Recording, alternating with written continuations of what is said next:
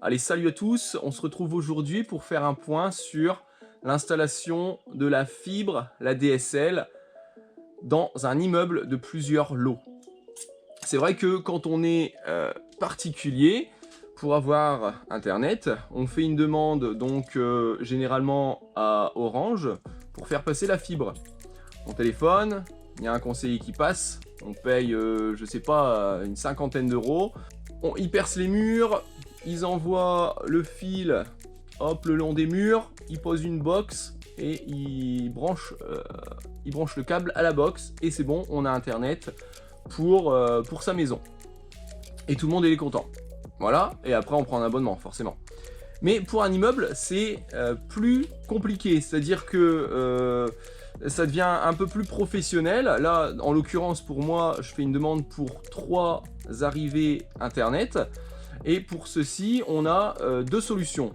On a la DSL, on peut faire soit intervenir la DSL, soit faire intervenir la fibre. On peut utiliser soit l'un, soit l'autre. Sachant qu'il y a des régions où il y a des coins où il n'y a que la DSL, la fibre n'est pas encore possible. Bref.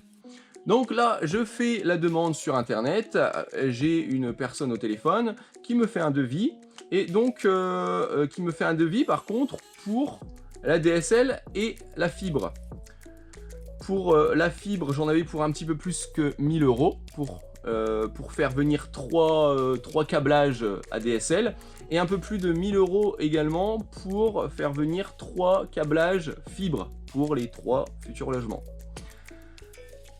Ça me faisait 2000 euros. Alors, 2000 euros, je trouvais que c'était un petit peu cher, sachant que quand on est particulier, ça ne nous coûte pas autant pour faire venir Internet.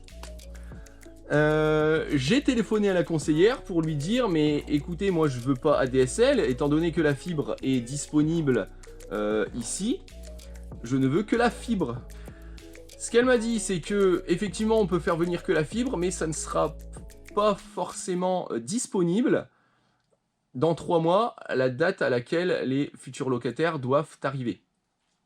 Je m'explique, je fais la demande maintenant, mais c'est limite un petit peu trop tard. Si j'avais fait la demande bien en amont, effectivement, j'aurais pu mettre 3 câblages fibres uniquement, et j'étais sûr que 10 mois après, je l'avais, quoi. La fibre, ça met beaucoup plus de temps à arriver. Alors les techniciens mettent plus de temps à faire venir la fibre que la DSL. La DSL, elle m'a garanti que la DSL, j'allais l'avoir pour septembre, alors que la fibre, ça sera pas forcément disponible. Donc, en gros, elle m'a dit, il faut mettre les deux, comme ça vous êtes sûr que vous allez avoir Internet. Donc, j'ai réfléchi et j'ai laissé tomber. J'ai envoyé un mail pour dire, non, finalement, le projet tombe à l'eau. La solution que j'ai trouvée, c'est de ne rien faire jusqu'à l'entrée des locataires. Je m'explique. La seule chose que j'ai demandé à faire, c'est à l'électricien de poser des câbles, enfin des gaines plutôt, avec un tire-fil. Un peu comme ceci, qui vont de l'extérieur jusqu'à l'intérieur de chaque logement. De telle sorte à ce que quand les locataires vont arriver, c'est eux-mêmes qui vont demander à faire venir la fibre. Quand le technicien va passer, il va juste tirer les câbles fibres dans ces fameuses gaines qui vont être créées rapidement. Qui vont être créées et posées par l'électricien. Au moins, il n'y aura pas à percer tous les murs, les placos, étant donné que tout est restauré intégralement. De cette manière, chaque locataire va faire sa demande de fibre. Ça va leur coûter une cinquantaine d'euros pour faire venir la fibre et je m'arrangerai avec eux pour les rembourser de la prestation.